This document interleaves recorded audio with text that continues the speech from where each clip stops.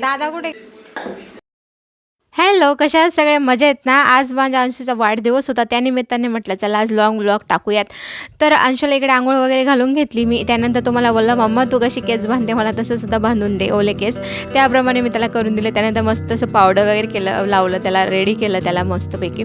आणि त्यानंतर मला स्वयंपाक बनवायचा होता. स्वयंपाक बनवायला मी इकडे घरात काही कार्यक्रम असताना त्या दिवशी खूप जास्त काही कामं असतात आपल्याला, परंतु खरं सांगू तर काही सुचत नाही सुरुवात कुठून करू असं. म्हणून मला सुद्धा तेच झालेलं होतं. मला काही कळत नव्हतं की कुठून सुरुवात करू, स्वयंपाक आधी करू की घर झाडून घेऊ, घर पुसून घेऊ, काय करू मला काही समजत नव्हतं. परंतु चला म्हटलं आपण जर विचार करत बसलो ना तर हे कामं तसेच पडतील, त्यापेक्षा मला वेळसुद्धा वाया जाईल म्हटलं. मग मला डेकोरेशनसुद्धा करायचं होतं अंशूच्या वाढदिवसाचं.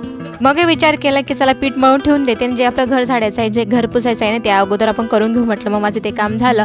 मग त्यानंतर अंशूचे बाबासुद्धा घरी येऊन गेलेले होते, त्यांना आज ड्युटी होती. 31 डिसेंबरला अंशूचा वाढदिवस असतो. तर मी खरं सांगू तर ही डेट खूप स्पेशलसुद्धा म्हणता येईल, परंतु आमच्यासाठी ती स्पेशल नाही आहे. आम्हाला इतर दिवशी तरी सुट्टी भेटून जाते, परंतु अंशूच्या पप्पांना 31 डिसेंबरच्या दिवशी कधीही सुट्टी भेटत नाही. त्यांनी किती अर्ज करू दे किंवा कितीही प्रयत्न करू दे, परंतु ते 31 डिसेंबरच्या घरीच नसतात. पण आज लकीली ते घरी होते आणि त्यांना अंशूचा वाढदिवस सुद्धा साजरी करायला भेटला. ते माझ्यासाठी खूप मोठी गोष्ट आज झालेली होती. माझा हाच प्रयत्न होता की त्यांनी आज सुट्टी घ्यायला पाहिजे होती. त्यांनी सुट्टी घेतलेली होती, परंतु त्यांना सुट्टी भेटलीच नाही. कारण की ते 31 डिसेंबर हा असा डे आहे ना की ते खूप जास्त बिझी असतात. ड्रिंक अँड ड्राईव्हचे केसेस किंवा इतर केसेस त्यांना खूप काही कामं असतात. त्यामुळे मग ते मला बोलले की राग करून सतप करून काहीच उपयोग नाही. ती माझी ड्युटी आहे, ते माझे कर्तव्य आहे, ते मला पार पाडावंच लागणार.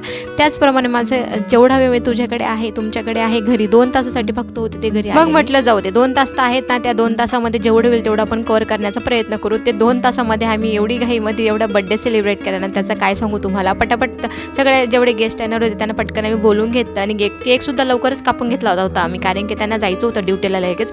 म्हणून मग त्यांना जेवण वगैरे, कारण गेस्ट आलेले होते म्हणून त्यांच्याबरोबर जेवायला बसणं मस्ट होतं. केकचं पण काय सांगू तुम्हाला ना, आम्ही एक दुसराच केक आम्ही ऑर्डर केलेला होता, परंतु ऐन वेळेस तो आमचा केक कोणाला तरी देऊन दिला असं अंशूच्या बाबांनी मला सांगितलं. आणि जो दुसरा केक होता तो आम्हाला भेटला. त्याने अंशूचं नावसुद्धा पूर्ण टाकलेलं नव्हतं. अंशूचं नाव आहे अश्ववेद, त्याऐवजी त्याने अंशूच फक्त टाकलेलं होतं. त्याच्यामुळे मला तो सुद्धा एक राग होता की माझ्या मुलाचा वाढदिवस आहे, त्याचा केकसुद्धा एक व्यवस्थित नाही आहे म्हणून. पण मग काय करू शकतो आपण, त्यामुळे मी जाऊ दे म्हटलं आता जे आहे त्याच्यातच समाधान मानूयात. मग त्यांनी बिर्याणी मागवलेली होती अंशूच्या पप्पांनी. ती बिर्याणी वगैरे सगळ्यांना दिली आणि चिकन टिक्का वगैरे होता, परंतु अंशूला ते काही चालत नाही म्हणून त्याच्यासाठी मी इकडे पराठा बनवायला घेतला.